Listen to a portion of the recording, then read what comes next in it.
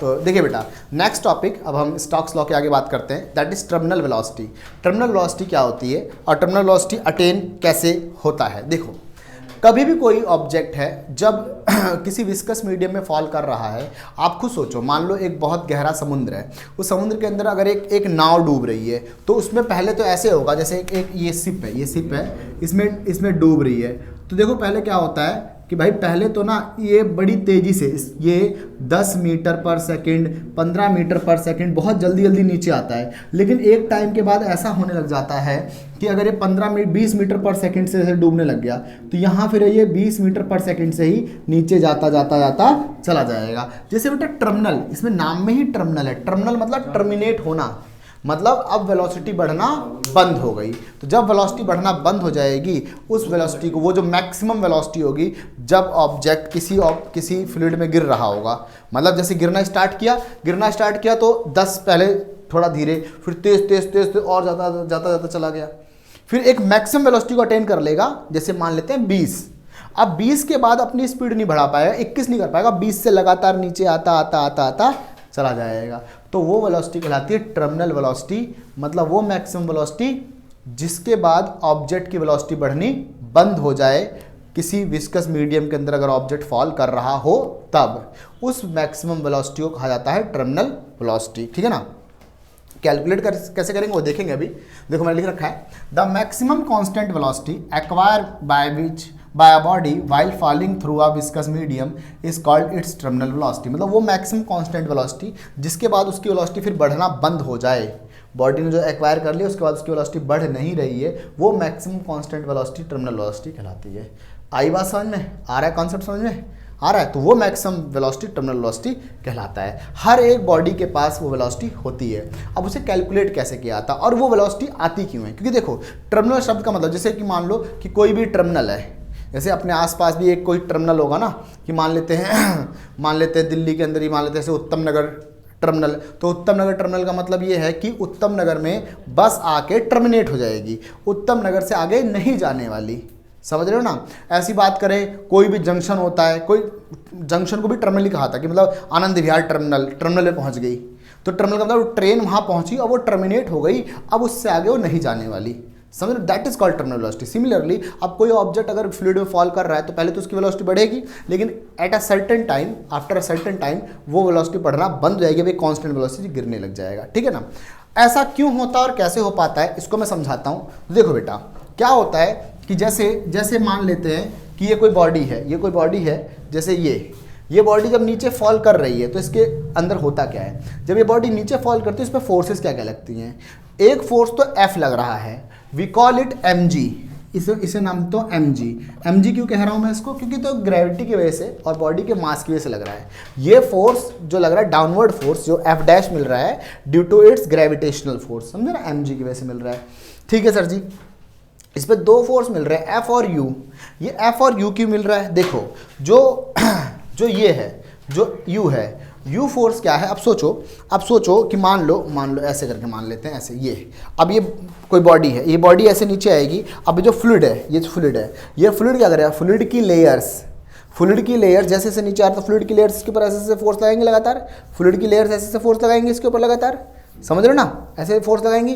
तो इसके ऊपर जो ऐसे ऊपर की ओर फोर्स लगा रही हैं, वो फोर्स जितना फ्लूइड हटेगा वो भी तो फोर्स लगाएगा ना, जितना फ्लूइड हटेगा वो, तो ये हो गया वो वाला फोर्स कि जो फ्लूइड हट रहा है उसकी वजह से। अच्छा, ये क्या है, ये विस्कस फोर्स है, मतलब वो जो फ्लूइड है, फ्लूइड की विस्कोसिटी की वजह से एक अपोजिंग फोर्स लग रहा है लगातार। अभी थोड़ी देर पहले जो निकाला था 6 पाई नीटा RV, एक तो पानी के हटने की वजह से लग रहा है, जो पानी हट रहा है, जैसे जितना पानी हट रहा होगा वो भी तो उसको रोकने की कोशिश कर रहा होगा, जितना पानी हट रहा होगा वो भी रोकने की कोशिश कर रहा होगा। एक उस पूरे लेयर की वजह से लग रही है फोर्स, समझ रहे हो ना। तो अब जब नीचे लगने वाला ग्रेविटेशनल फोर्स ऊपर लगने वाले इन दोनों फोर्सेस के बराबर हो जाएगा, तो मैं कहूँगा कि बॉडी के पास टर्मिनल वेलोसिटी आ गई। पहले मैं इन फोर्सेस को निकालता हूँ, ठीक है ना। देखो, रो जो है वो डेंसिटी ऑफ बॉडी माना गया है, और सिग्मा जो है मैंने मान लिया डेंसिटी ऑफ लिक्विड, जो लिक्विड है उसकी डेंसिटी मान लेते हैं, ठीक है ना। तो अब पहले निकालते हैं F is equals to mg, F नाम था इज इक्वल्स टू mg। ये है वेट ऑफ ऑब्जेक्ट का weight. How can we calculate it, तो देखो बेटा, रो बॉडी की डेंसिटी, तो पहले मास निकाल लेता हूँ। तो चूंकि मैंने माना है बॉडी स्फेरिकल है, तो डेंसिटी क्या होता है, मास अपॉन में वॉल्यूम। तो मास क्या हो गया इसका, डेंसिटी इंटू में वॉल्यूम, क्योंकि बॉडी की डेंसिटी रो मानी गई है। तो ये हो गया डेंसिटी इंटू में वॉल्यूम हो गया 4/3 पाई आर की क्यूब, क्योंकि आर जो है वो रेडियस में मान लेता हूँ ऑफ बॉल, या जो भी बॉडी सिंक कर रही है, आर स्मॉल आर मानूंगा, radius of object, radius of object, ये हो गया। ठीक है बेटा, अब ये आ गया। तो एफ डैश जो नीचे की ओर फोर्स लग रहा है वो लग रहा है रो 4/3 पाई आर की पावर 3 इंटू में ग्रेविटी। आई बात समझ में, ये लग रही है ग्रेविटेशनल फोर्स जो उसको खींचने जा रही है। फर्स्ट इक्वेशन मान लेता हूँ, समझे ना। दूसरी बात, अब नोट कर लिया। दूसरी बात, अब उसके अंदर से जो फ्लूइड हट रहा है, ठीक है ना, वह अब थ्रस्ट इसका नाम देता हूँ सेकंड पॉइंट, अब thrust second, upthrust force due to displaced water या डिस्प्लेस्ड फ्लूइड। अब जो फ्लूइड डिस्प्लेस्ड हो रहा है, हट रहा है, उसके ऊपर, उसकी वजह से एक अपथ्रस्ट फोर्स लगेगा ऊपर की ओर। उस अपथ्रस्ट फोर्स की वैल्यू कैसे निकलेगी। अब प्रॉब्लम यह है कि सर जी उस अपथ्रस्ट फोर्स जो लग रहा है वो लग कितना रहा होगा। तो सिंपल सी बात है, जितना फ्लूइड हट रहा होगा वो जो अपथ्रस्ट फोर्स है, अपथ्रस्ट फोर्स जितना फ्लूइड हट, क्योंकि अपथ्रस्ट फोर्स फ्लूइड की वजह से लग रहा है, अपथ्रस्ट फोर्स फ्लूइड की वजह से लग रहा है, तो इसका मतलब फ्लूइड का जो वेट होगा उसकी वजह से लग रहा होगा। अच्छा सर जी फ्लूइड का वेट कैसे निकालूंगा, तो जितना फ्लूइड हट रहा होगा, जितना फ्लूइड हट रहा होगा, ये हो गया वेट ऑफ फ्लूइड mg।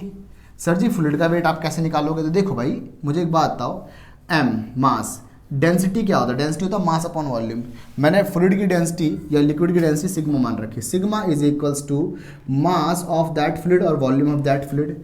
अब मास तो आ जाएगा निकल के सिग्मा इंटू में वॉल्यूम। सर जी वॉल्यूम क्या लोगे, पानी का सर्कल ये वो। तो भाई बॉल अगर स्फेरिकल है तो स्फेरिकल बॉल जा रही है तो स्फेरिकल फॉर्म में ही फ्लूइड हटा रही होगी, स्फेरिकल फॉर्म में ही तो फ्लूइड हटा रही होगी ना, गोल गोल करके तो फ्लूइड हटा रही होगी वो। तो मतलब वो जो वॉल्यूम होगा फ्लूइड का वो स्फेरिकल फॉर्म में ही तो उसके ऊपर फोर्स लगा रहा होगा, बोलो हाँ या ना, स्फेरिकल वॉल्यूम के फॉर्म में तो फोर्स लगा रहा होगा उसके ऊपर। तो सिग्मा इंटू में 4/3 पाई आर की पावर 3, ये हो गया मास ऑफ दैट फ्लूइड। तो ये अपथ्रस्ट फोर्स जो हो गया सिग्मा 4/3 पाई आर की पावर 3 इंटू में ग्रेविटी जी, ये हो गई सेकेंड इक्वेशन। सेकेंड इक्वेशन हो गई, समझे बेटा।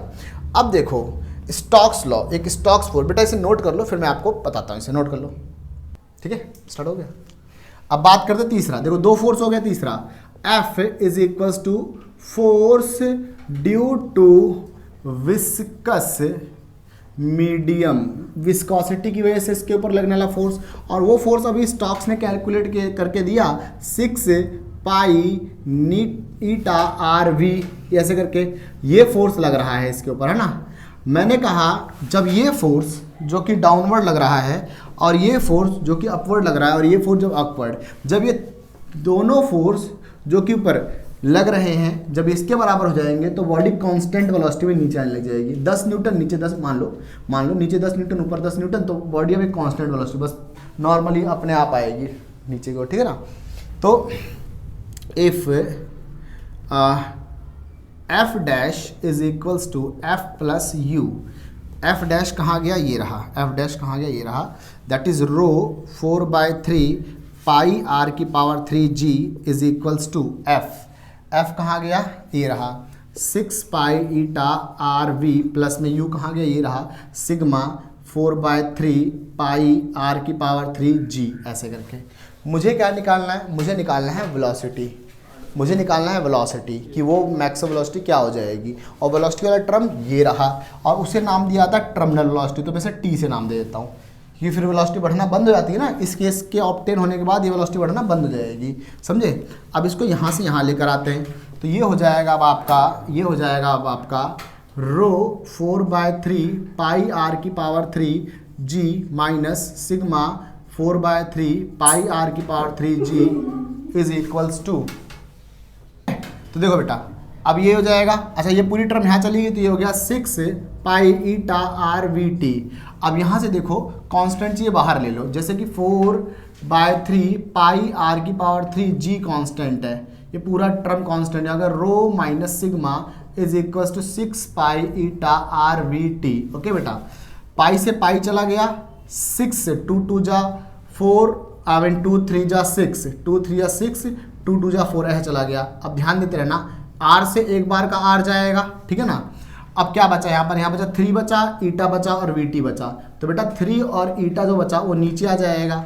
ये हो गया 2/3 आर स्क्वायर जी, और ये हो गया rho minus sigma is equals to 3 eta v T.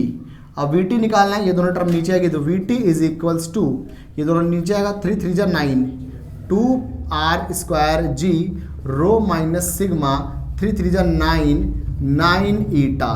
This is the terminal velocity of that object. जिस भी ऑब्जेक्ट की हम जिस भी स्फेरिकल ऑब्जेक्ट को मैंने डाला उसकी यह है टर्मिनल वेलोसिटी। मतलब मेरे को ये पता हो कि लिक्विड की डेंसिटी कितनी है, ऑब्जेक्ट की डेंसिटी कितनी है और रेडियस, और ये कुछ बातें पता हो तो मैं बता सकता हूँ कि उसकी टर्मिनल वेलोसिटी क्या होने वाली है। ठीक है बेटा, इसे नोट करें, फिर हम इस पर न्यूमेरिकल करेंगे। नोट करें बेटा, देखो बेटा ये न्यूमेरिकल है, एक बार वीडियो रोक के खुद भी सॉल्व करने की कोशिश करना, इंपॉर्टेंट न्यूमेरिकल है, काफ़ी अच्छा है। 8 रेन ड्रॉप है और हर एक का जो रेडियस है 1 mm है। तो बेटे पहले तो 1 mm को कन्वर्ट कर लो सेंटीमीटर में, ये कर लिया हमने। ईच फॉलोइंग टर्मिनल वेलोसिटी, हर एक की जो टर्मिनल वेलोसिटी है वो है 5 सेंटीमीटर पर सेकेंड। मतलब 1 2 3 4 5 6 7 8। अब ये 8 मिल के एक बड़ी ड्रॉप बना रही है। क्वेश्चन ये है कि 8 ड्रॉप जिनका एक एक का रेडियस इतना है वो मिल के एक बड़ी ड्रॉप बना रही है इतना। इनकी टर्मिनल वेलोसिटी कितनी है, इतनी है। तो बताओ इसकी टर्मिनल वेलोसिटी क्या होगी, समझ में आ रही है बेटा बात? इसकी टर्मिनल वेलोसिटी बताओ क्या होगी, ये क्वेश्चन है, समझे ना? आया क्वेश्चन समझ में? 8 ड्रॉप है, हर एक का रेडियस इतना, हर एक की टर्मिनल वेलोसिटी इतनी है, हवा में गिर रहे होंगे, कोलैप्स हो गए, मिल गए, एक बड़ी ड्रॉप बना ली। उसका रेडियस मेरे को कुछ नहीं पता, लेकिन उसकी टर्मिनल वेलोसिटी बताओ। तो एक काम करता हूँ मैं, मेरे को अगर रेडियस नहीं पता, मुझे इतना तो पता है ना, वॉल्यूम ऑफ 8 ड्रॉप, क्योंकि ये बना जो है वो 8 से मिलकर बना है, तो रेडियस पहले निकाल लेता हूँ। वॉल्यूम ऑफ बिगर ड्रॉप, जो बड़े ड्रॉप की वॉल्यूम है, बड़े ड्रॉप की जो volume is equals to volume of 8 smaller या स्मॉल ड्रॉप, 8 स्मॉल ड्रॉप की वॉल्यूम के बराबर होगा। तो वॉल्यूम ऑफ बिगर ड्रॉप क्या आ जाएगा, यह आ जाएगा 4/3 पाई कैपिटल आर की power 3 will be equals to 8 into 4/3 pi small R की पावर 3, क्योंकि इनका रेडियस स्मॉल आर मान लेता हूँ, इसका रेडियस में कैपिटल आर मान लेता हूँ, ठीक है ना। 4/3 से, क्योंकि बेटा क्या कहा मैंने, वॉल्यूम तो बराबर होगा, वॉल्यूम बराबर होगा तो रेडियस निकल जाएगा। 4/3 से पाई से ये गया, बड़ा रेडियस का जो क्यूब है वो आ गया 8 इंटू आर की पावर 3। तो अगर इसको सॉल्व करूँगा, बड़ा रेडियस की जो वैल्यू है इसका क्यूब रूट चढ़ जाएगा। 8 को क्या लिख सकता हूँ, 2 की पावर 3 आर की पावर 3 लिख सकता हूँ, और फिर 8 को क्या लिख सकता हूँ, इसको क्या लिखता हूँ, आर की पावर 3 को मैं क्या लिख सकता हूँ, 2 की पावर 3 आर की पावर 3 की पावर 1/3 ऐसे लिख सकता हूँ। तो ये सॉल्व करूँगा तो क्या हो जाएगा, कैपिटल रेडियस क्या हो जाएगा, छोटे रेडियस का 2 गुना। बोलो हाँ या ना, आई बात समझ में? बड़ा रेडियस का और छोटा रेडियस क्या बेटा, 0.1, तो कैपिटल रेडियस क्या होगा, 0.2 सेंटीमीटर। बोलो हाँ या ना? मतलब हर एक का जो रेडियस है 0.1 है, तो बड़े वाले का रेडियस क्या आ गया, 0.2 सेंटीमीटर। मेरी बात से अग्री करते कि नहीं करते? आई बात समझ में? अब आगे चलते हैं। देखो अब इसकी रेडियस इतनी, इसकी रेडियस इतनी, अब इसकी टर्मिनल वेलोसिटी दे रखी है, मेरे को इसकी टर्मिनल वेलोसिटी निकालनी है। तो देखो अब टर्मिनल वेलोसिटी उसकी दे रखी है ना, टर्मिनल वेलोसिटी, ये डेटा गिवन है। अब मेरे को पता है V T is equals to 2r³ rho minus sigma upon में 9 ईटा। यही था कॉन्सेप्ट, यही था फॉर्मूला, 9 ईटा, 3 वहाँ से 3 से 3 नीचे आ गया था ना, 3 से 3 नीचे आ गया था ना, तो 9 ईटा हो गया था, है ना। तो ये हो गया, तो रो माइनस सिग्मा। अच्छा अब देखो, समझो, ध्यान समझना।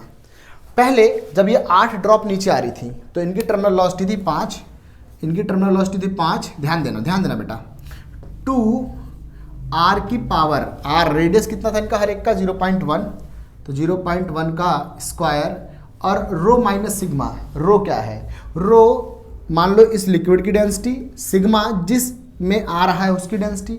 अभी जब मैंने रो और सिग्मा समझाया था तो रो मैंने बॉडी की डेंसिटी ली थी और सिग्मा क्या लिया था, उस मीडियम की डेंसिटी ली थी। अब ये जो फ्लूइड है वो किस मीडियम में आ रहा हुआ, एयर के मीडियम में आ रहा है, तो रो तो डेंसिटी ऑफ वाटर हो जाएगा और सिग्मा क्या हो जाएगा, मीडियम ऑफ एयर। तो इसको ऐसे पढ़ा रहने दो, इसके लिए ये काम आएगा, रो माइनस सिग्मा ऐसे पढ़ा रहने दो अपॉन में 9 ईटा। सर जी ईटा की वैल्यू क्या है, जाने दो कोई दिक्कत नहीं, मैं बताता हूँ क्यों नहीं दिक्कत है। ये हो गई एक ही ड्रॉप की, जो इसमें एक ही ड्रॉप है उसकी टर्मिनल वेलोसिटी, ये रेडियस सारा डेटा रख दिया मैंने इसके अंदर। अब उससे मिलकर बड़ी ड्रॉप बन गई, तो टर्मिनल वेलोसिटी ऑफ बड़ी ड्रॉप, तो ये मेरे को पता नहीं, यही तो मेरे को निकालना है, will be equals to 2 radius of बड़े वाले का रेडियस का 0.2 का स्क्वायर, 0.2 का स्क्वायर। अच्छा रो माइनस सिग्मा, मुझे एक बात बताओ, ये वाली जो ड्रॉप है ये भी तो पानी से ही बनी होगी, तो इसकी डेंसिटी रो हो गई। क्या था, बॉडी जिस मीडियम में जाती है, रो है मीडियम, रो है उस ऑब्जेक्ट की डेंसिटी और सिग्मा थी उस मीडियम की डेंसिटी।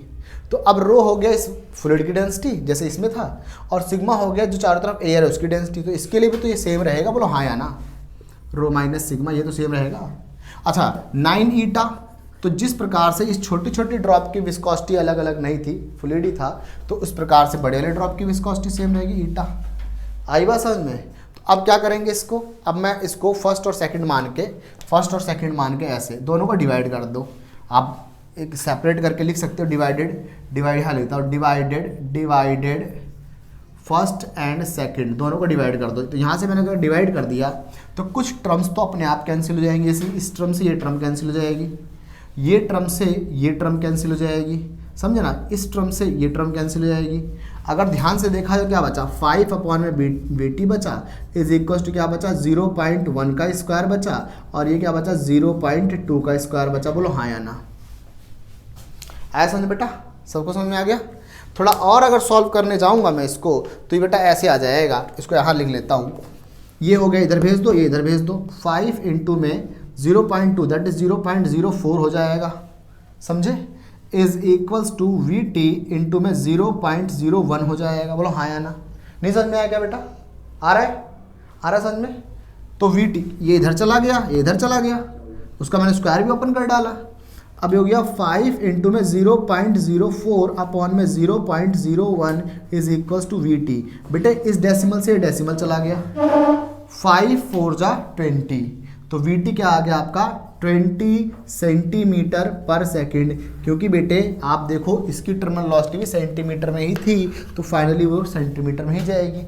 आई बात समझ में, नोट समझ में आया पूरा कॉन्सेप्ट, ठीक है बेटा। आप भी देखो एक बार इसे नोट करो, फिर मैं आगे लेके चलता हूँ। ओके तो अब हम बात करते हैं बेटा टाइप ऑफ फ्लो के बारे में। हमारे पास टर्मिनल वेलोसिटी फिनिश हो गई, अब हम फ्लो के बारे में देखो बेटा, there are 2 kind of flow, streamline flow और turbulent flow. There is another flow that is laminar flow, but मैं स्ट्रीमलाइन टर्बुलेंट ही पढ़ाऊंगी। लैमिनार फ्लो के अंदर थोड़ी सी मतलब पार्टिकल्स का जो अरेंजमेंट है वो स्ट्रीमलाइन जैसा ही होता है, तो कोई ज़्यादा खास फर्क उसमें होता नहीं है। तो इसलिए देखो, एक होता है जैसे नॉर्मली एक वाटर, एक ऐसे पाइप है ऐसे करके, वाटर पाइप है ऐसे करके, आराम से पानी जाएगा और आराम से पानी बाहर की ओर निकल जाएगा, कुछ ज़्यादा दिक्कत नहीं करता। एक ऐसा होता है एक टाइम पे कि ना आप पानी को लगाओ और पाइप को लगाओ और पाइप ना ऐसे नागिन डांस करने लगा था अपने आप ही जुम जुम करके, अगर आपने कभी देखा हो। जैसे ना बाइक का जो प्रेशर होता है, ये जो बाइक साफ़ करने, बाइक धोने वाले जो नहीं होते वो मैकेनिक्स जो होते हैं, उनके पास जो पाइप होती है, उस पाइप को चला दो तो नागिन डांस जुम जुम करके नागिन डांस करने लगा था बढ़िया तरीके से, ठीक है ना, उसकी बात कर रहा हूँ। वो है टर्बुलेंट फ्लो, और जो नॉर्मल है वो है स्ट्रीमलाइन फ्लो। तो स्ट्रीमलाइन फ्लो क्या होता है, देखो, when a liquid flow such that each particle of the liquid passing a given point move along the same path and has the same velocity as preceder मतलब आगे वाले की, मतलब ऐसी वेलोसिटी जिसके अंदर जो पार्टिकल्स हैं वो एक ही लाइन में जाएं। जैसे ये particles P1 particle, P2 particle और P3 पार्टिकल, ये पार्टिकल्स एक ही लाइन में जाएं और जो इसकी वेलोसिटी है वो इसकी वेलोसिटी के ही बिल्कुल बराबर हो। मतलब जो इसकी वेलोसिटी है इस वाले P2 की वेलोसिटी है वो P3 के बराबर हो, मतलब जो प्रिसीडर वाले पार्टिकल की वेलोसिटी है वो उसके पीछे वाले पार्टिकल की वेलोसिटी के बराबर रहेगी, बार बार सबकी वेलोसिटी सेम हो, एक ही लाइन में जाए, तो ऐसे तरीके के फ्लो को कहते हैं स्ट्रीमलाइन फ्लो। अगला है टर्बुलेंट फ्लो। टर्बुलेंट फ्लो को अपन जिगजैग फ्लो भी कहते हैं। मैंने अभी समझाया ना कि उस पाइप को, मतलब उस सबमर्सिबल को चालू कर दो और पाइप देखो नागिन डांस करने जूम करके एकदम बढ़िया तरीके से, वो टर्बुलेंट फ्लो। उसमें क्या होता है, When liquid velocity exceed a certain limiting value, एक क्रिटिकल वेलोसिटी आएगी, अभी कराने वाला हूँ मैं आपको क्रिटिकल वेलोसिटी। जब वो लिमिटिंग वेलोसिटी क्रिटिकल वेलोसिटी से ज़्यादा आ जाए, जैसे देखो समझाता हूँ। देखो ऐसे मानो ये पाइप है, अब ये पाइप है, इस पाइप के अंदर अभी इसकी एक क्रिटिकल वेलोसिटी होगी। क्रिटिकल वेलोसिटी डिपेंड करेगा कि किस तरीके का फ्लूइड इसमें जा रहा है और कितना इसका एरिया है, क्या उस फ्लूइड की वेलोसिटी, इन सब फैक्टर्स पे डिपेंड करेगा। अभी 5 मिनट में समझा रहा हूँ। अब मान लो इस पाइप का जो क्रिटिकल वेलोसिटी निकल के आया इस फ्लूइड के साथ, इस पाइप का जो क्रिटिकल वेलोसिटी निकल गया इस फ्लूइड के साथ, मान लेते हैं 10 मीटर पर सेकेंड निकल के आया, तो बेटे जब तक फ्लूइड इसके अंदर 9 मीटर पर सेकेंड से जाएगा तब तक तो स्ट्रीमलाइन में जाएगा, मतलब आगे वाला पार्टिकल जो है, पीछे वाला पार्टिकल जो है आगे वाले पार्टिकल को फॉलो करता हुआ जाएगा। लेकिन अगर पीछे से इसकी वेलोसिटी 11, क्योंकि इस पाइप की जो क्रिटिकल वेलोसिटी 10 मीटर पर सेकंड है, लेकिन अगर पीछे से पानी का जो फ्लो आ रहा है वो 11 मीटर पर सेकंड से आ रहा है, 12 मीटर पर सेकंड से आ रहा है, अब वो जिगजैग भागने की कोशिश करेगा। अब वो पानी इधर भागेगा, जिगजैग भागने की कोशिश करेगा, तो कहेंगे टर्बुलेंट फ्लो कहेंगे। तो टर्बुलेंट फ्लो की जो हाइलाइट्स हैं, टर्बुलेंट फ्लो के बारे में जो कॉन्सेप्ट है वो समझ में तब आता है कि पहले क्रिटिकल वेलोसिटी, कि फ्लूइड की क्रिटिकल वेलोसिटी इतनी है, इस पाइप के अंदर जा रहा है, इसके पास क्रिटिकल वेलोसिटी इतनी है। अगर क्रिटिकल वेलोसिटी ज़्यादा तेज फ्लूइड जा रहा होगा तब तो कहेंगे अब ये टर्बुलेंट जिगजैग भागने वाला है, और क्रिटिकल वेलोसिटी से कम जा रहा होगा तो कहेंगे अब ये स्ट्रीमलाइन में जाएगा। ठीक है ना, नोट कर लो बेटा, फिर मैं आगे समझाता हूँ। ओके, देखो बेटा, अब हम बात करते हैं क्रिटिकल वेलोसिटी। स्ट्रीमलाइन फ्लो हो गया, टर्बुलेंट फ्लो हो गया। अब ये स्ट्रीमलाइन फ्लो और टर्बुलेंट फ्लो को डिसाइड कौन करेगा, तो इन दोनों फ्लो को डिसाइड करता है वो जो पाइप है, जिस भी पाइप के अंदर, जिस भी चीज़ के अंदर फ्लूइड फ्लो कर रहा है वो डिसाइड करता है कि ये होने क्या वाला है वो, और फिर जो फ्लूइड फ्लो कर रहा होता है वो डिसाइड करता है कि ये स्ट्रीमलाइन फ्लो होने वाला है कि टर्बुलेंट। तो देखो क्या होता है, the critical velocity of a flow up to which the flow is streamline, मतलब कि अगर वो जो लिक्विड उसके अंदर से फ्लो कर रहा है अगर विद इन क्रिटिकल वेलोसिटी है तब तो वो फ्लूइड जो है वो स्ट्रीमलाइन में जाएगा, और अगर उसके अंदर जो जिस भी चीज़ के अंदर पाइप के अंदर फ्लूइड फ्लो कर रहा है अगर उसकी velocity above then that of critical velocity है तो क्या बन जाएगा, टर्बुलेंट बन जाएगा। तो पहले क्रिटिकल वेलोसिटी देख लेते हैं क्या होता है, किन किन फैक्टर्स पर डिपेंड करता है। तो बेसिकली बेटा क्रिटिकल वेलोसिटी डिपेंड करता है कोफिशिएंट ऑफ विस्कोसिटी। अब मैं मान लो इस फ्लूइड के अंदर, इस पाइप के अंदर पानी फ्लो करवा रहा हूँ, हाँ, तो उसका विस्कोसिटी जो है वो कम है। इसके अंदर फिर मैं शहद फ्लो कराने लग गया, उसका विस्कोसिटी ज़्यादा, तो इसका मतलब समझो पानी जब फ्लो कराऊंगा तो क्रिटिकल वेलोसिटी मतलब टर्बुलेंट फ्लो जल्दी अटेन हो जाएगा क्योंकि जिगजैग भागना चाहेगा वो, जबकि अगर शहद फ्लो कराऊंगा तो उसकी वेलोसिटी डाउन रहेगी, तो क्रिटिकल वेलोसिटी अटेन करने में उसको टाइम लगेगा, तो जिगजैग फ्लो नहीं हो पाएगा। समझ रहे हो ना। अब मैं इसमें टूथपेस्ट फ्लो कराने लग जाऊँ, कॉलगेट फ्लो कराने लग जाऊँ, वो तो क्रिटिकल वेलोसिटी अटेन ही नहीं कर पाएगा। तो इसका मतलब क्रिटिकल वेलोसिटी किस पे, क्रिटिकल वेलोसिटी डिपेंड करता है कि जो पाइप है उस पाइप का डायामीटर क्या है, वो जो फ्लूइड फ्लो कर रहा है उसकी डेंसिटी क्या है, और वो जो फ्लूइड फ्लो कर रहा है उसकी कोफिशिएंट ऑफ विस्कोसिटी क्या है। इन फैक्टर्स पे डिपेंड करता है क्रिटिकल वेलोसिटी। अब मैं कैलकुलेट करता हूँ with the help of dimension, ठीक है ना। तो calculate with the help of dimension, calculate with the help of dimensions की हेल्प से इसे कैलकुलेट करता हूँ। जैसे कैसे, critical velocity directly proportional to तीनों फैक्टर्स पे, तो इसे मैं कहता हूँ ईटा कह देता हूँ, इसे मैं कहता हूँ रो कह देता हूँ, इसे मैं कहता हूँ डी कह देता हूँ। अब यहाँ से क्रिटिकल वेलोसिटी हटेगा तो ये प्रोपोर्शनलिटी हटेगा, के आएगा, ये हो जाएगा ईटा हो जाएगा, ये हो जाएगा रो हो जाएगा, ये हो जाएगा डी हो जाएगा, ऐसे हो जाएगा, ठीक है, ये ऐसे हो जाएगा। अब मैं क्या करता हूँ, इसके अंदर इसको ना पावर्स में कन्वर्ट कर लेता हूँ। इसकी पावर में मान लेता हूँ ए, इसकी पावर में मान लेता हूँ बी, इसकी पावर में मान लेता हूँ सी। अब बेटा इनके डायमेंशंस को ओपन कर दो, open there dimensions. Upon it dimensionally, upon it dimensionally, dimensionally open कर डालो। इसको मान लेते हैं 1 2 3 फोर्थ इक्वेशन मान लेते हैं इसको। वेलोसिटी, वेलोसिटी तो वेलोसिटी इसका डायमेंशन होता है L T minus one is equals to K, ये तो के ही रहेगा। कोफिशिएंट ऑफ विस्कोसिटी का डायमेंशन क्या होता है, M L minus one T minus one, आपको याद होगा 10 मिनट पहले कराया था। M L minus one T minus one इसकी पावर ए, और ये डेंसिटी है, डेंसिटी का डायमेंशन होता है L T minus M L minus 3, क्योंकि मास अपॉन वॉल्यूम होता है तो मास अपॉन ये हो जाएगा बी, और ये क्या है बेटा डायमीटर, डायमीटर तो लेंथ की पावर सी हो गया। सॉल्व करेंगे इसको डायमेंशनली ओपन कर लेंगे, एल की पावर 1 टी की power minus 1 is equals to M की पावर ए, एल की पावर माइनस ए, टी की पावर माइनस ए, एम की पावर बी, एल की पावर माइनस 3b और एल की पावर सी, ये हो जाएगा। अब जो एक जैसा है वही कॉन्सेप्ट, एम ये हो जाएगा a प्लस बी हो जाएगा, l जो हो जाएगा आपका माइनस ए माइनस 3b हो जाएगा, t जो हो जाएगा, अच्छा बेटा ये भी c भी तो रह रहा है, प्लस c हो जाएगा, t जो हो जाएगा वो आपका माइनस a रह जाएगा। देख लो बेटा कुछ गलती तो नहीं है, एकदम ठीक है। मैंने क्या करा, सेम को सेम के साथ रख लिया, m base same power add हो गई, l बेस सेम तो इनकी तीनों की पावर्स ऐड हो गई, t वहाँ पर आ गया। अब ये हो गया कुछ नहीं तो यहाँ m0 होगा ही होगा, L1 t माइनस 1 होगा ही होगा।